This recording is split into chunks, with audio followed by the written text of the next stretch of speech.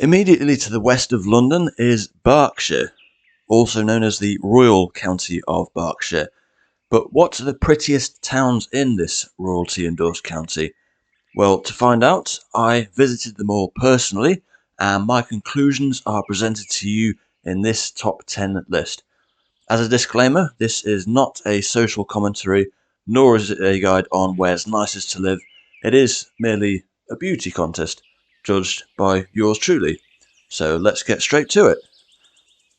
Number 10. Now, this first entry may come as a surprise to those who know the area, but bear in mind two things. One, that there are only about a dozen towns in Berkshire anyway, so the first few entries are not necessarily complimentary. And two, this town does keep Slough off the list, so it does have that going for it. Sorry, Slough. So the town is Bracknell, which is a new town, meaning it was expanded rapidly in the mid-20th century to provide accommodation for those who'd lost their homes during the Second World War. New towns have a reputation for having brutalist architecture and a lack of green spaces. Typically, they tend to be thought of as glorified outdoor shopping centres. Bracknell, though, resembles, well, also a glorified outdoor shopping centre, but with a certain respect for greenery, as can be seen from the various trees and flower boxes spread generously throughout. Also, there is a remnant of Bracknell's medieval past in the form of the Bull Inn, dating from the 15th century, albeit with 16th and 19th century alterations. Number 9. On paper, this is a town that has a lot going for it. Situated on a bend on the River Thames, a rich history, and great transport links to London. The town is Maidenhead, and yes, it does have its fair share of detractors, perhaps on account of the way the modern developments intrude on the older buildings, some of which seem permanently unfinished. But nevertheless, and call me a Maidenhead apologist if you will, but there is some beauty to be found in the town. Number 8. If history's your thing, then this town has got it in spades. So much so, in fact, that it claims to be the oldest continuously inhabited place in Britain. Remains of a Mesolithic settlement from about 10,000 years ago have been discovered here, along with evidence of Bronze and Iron Age settlements. The town is Thatcham, and whilst it does have a handful of listed buildings, if you're expecting wall-to-wall historical architectural masterpieces, you may be looking in the wrong place. Nevertheless, there is a certain undeniable charm to this market town. Number 7. Now, here is a town that epitomises the clash between ancient and modern. It is the county town of Berkshire and its largest settlement. I'm of course referring to Reading.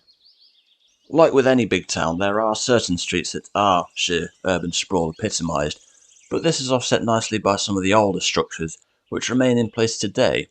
This contrast can be seen perhaps most prominently at Reading Abbey Gateway, a remnant of the 12th century abbey founded by Henry I, albeit with some 19th century restoration. Walk through the gateway and immediately you see The Blade, a skyscraper completed in 2009. The ruins of the abbey itself can be explored free of charge. Other highlights include Reading Town Hall, designed by Alfred Waterhouse, the man also responsible for Manchester Town Hall, and of course Broad Street, where in 1688 James II's hapless army were chased out of town by the forces of the Dutch Prince William of Orange. With the help of the disgruntled townsfolk who shot at them through the windows, William deposed James and became King William III and joint monarch with his wife Mary II. Number 6. This town is mostly famous for one thing: horse racing, which means I am of course referring to Ascot.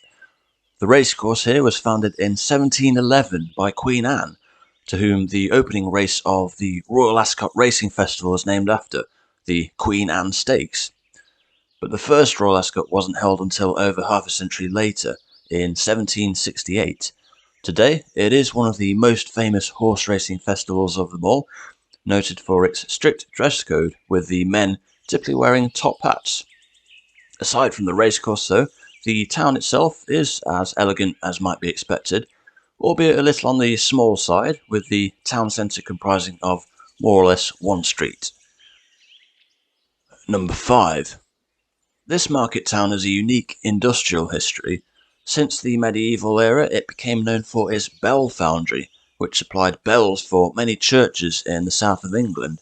The town is Wokingham. It was also home to a community of Flemish weavers in the 16th century as they escaped persecution from the Spanish Netherlands. They introduced silk manufacturing to the town, which became a major industry up until 1831 when the last silk factory here closed. Architectural highlights of the town include Tudor House, dating from the 16th century, and Wokingham Town Hall, built in 1860. Being located in the vicinity of both Reading and London, the rustic market town charm of Wokingham comes as something of a surprise. Number 4. Oozing with history, this entry from West Berkshire has been a market town since the 11th century. From the 15th to the 17th century, it became renowned for its cloth trade. The town is Newbury. One notable clothier was John Winchcombe, also known as Jack of Newbury. A friend to Henry VIII, Winchcombe helped rebuild St Nicholas Church in the early 16th century. Being situated on the River Kennet has provided Newbury with a historical direct link to Reading, whilst the Kennet and Avon Canal, which opened in 1794, would provide it with an additional trade link all the way to Bristol. In 1872, the last instance of the use of the stocks in the UK was recorded to have taken place in Newbury. This was a method of public humiliation where the subject's feet were restrained, not to be confused with the pillory where the head and hands were restrained. The subject in question was Mark Tuck, who was sentenced to 4 hours in the stocks for drunkenness. Newbury is the birthplace of Michael Bond, creator of Paddington Bear. Number 3. At the very western end of Berkshire, in the North Wessex Downs, a designated area of outstanding natural beauty, is the town of Hungerford. The charm of this town is aided by the presence of 3 separate waterways which run through it, namely the River Kennet, River Dun, and the Kennet and Avon Canal. The High Street contains a vast array of listed buildings, many of which date from the 18th century and some older still. At its centre is the Town Hall, dating from the 1870s, with a typically Victorian clock tower. Not to be outshined by the High Street, Charnham Street contains a series of historical buildings with thatched roofs, and of course the Bear Hotel, which was visited by William of Orange in 1688, just days before the Battle of Reading, and his subsequent deposition of James II, as he and his wife became joint monarchs, King William III and Queen Mary II respectively. Number 2. At the north bank of the River Thames, and just 20 miles from central London, is a town whose claims to fame include a public school and a dessert featuring berries and cream. But there's nothing messy about Eton itself. The High Street is pretty much wall-to-wall listed buildings, making it one of the most aesthetically pleasant shopping streets in Berkshire, nay, the whole country even. At the northern end is, of course, Eton College, founded in 1440 by the troubled King Henry VI. Originally, it provided free education to 70 poor boys, who would then have a direct gateway to King's College, Cambridge, also founded by Henry VI. With the deposition of Henry by Edward IV in 1461 during the Wars of the Roses, certain plans were changed regarding Eton College. Today, it is one of the most prestigious public schools in the UK. Being at the north bank of the Thames means that Eton is just a short walk away from the town that lies just opposite, which just so happens to be number 1. Yes, where else but the town that gave its very name to our royal family back during the First World War to escape the German associations of Saxe-Coburg-Gotha, Windsor. Of course, it's no secret that Windsor Castle was one of the favoured residences of our late Queen Elizabeth, and many others besides. Its origins go back to William the Conqueror, with various additions being made by a series of monarchs through the centuries. Henry II was responsible for part of it, including the iconic Round Tower from the late 12th century, which admittedly was remodelled in the 19th century. Aside from the castle, the town itself is very pleasant indeed.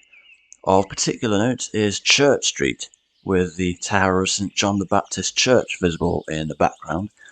Then there's Market Cross House, aka the Crooked House of Windsor, and Windsor Guildhall, both dating from the 1680s. All in all, Windsor truly encompasses the spirit of the royal county of Berkshire, and I'm not just saying that to avoid committing treason, I can assure you. And those are my picks for prettiest towns in Berkshire. Do you agree? Disagree? And which counties would you like to see featured next? By all means, let me know your thoughts in the comments. All the footage from this video comes from my flagship channel, 4K Explorer, so if you'd like a closer look at some of the towns featured, you can check it out via the link in the description below. Thanks for watching, and I will see you next time. Have a great day.